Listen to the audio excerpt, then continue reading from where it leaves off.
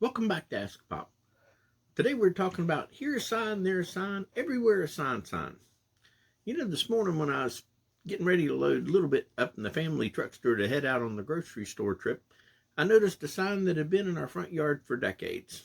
And that got me thinking about all the signs that we have, that we pass through in our daily lives, that will tell us all sorts of fancy things that we need to know about. Where to park, where we're at, um, what's in food, how much food we're supposed to eat, what the particular serving size is, all sorts of important things.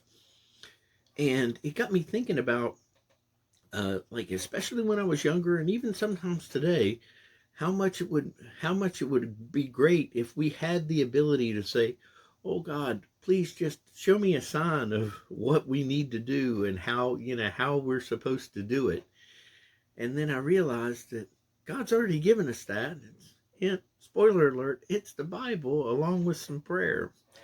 And there's a great example of that in the Bible when John the Baptist is in prison. But the reason that I'm wanting to tell this story today is because there's a lot of folks that are out there um, saying, well, God used to do stuff like that in the olden times, but he doesn't really do anything like that today.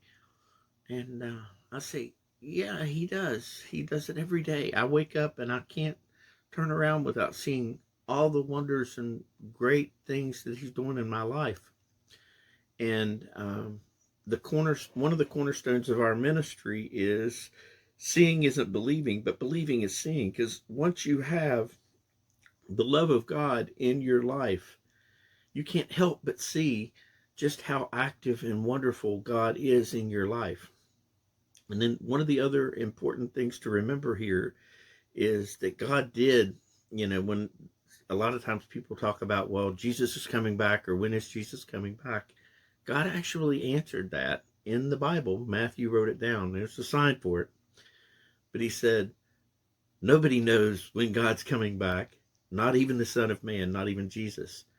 But for the last 2,000 years, all of us brothers and sisters in Christ, we are to do his work and wait patiently. And when Jesus comes back, he will come back, but nobody will know that hour.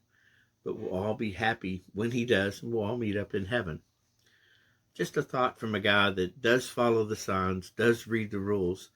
Well, maybe not about the serving size of Oreos, because let's be honest, who only eats 2 Oreos?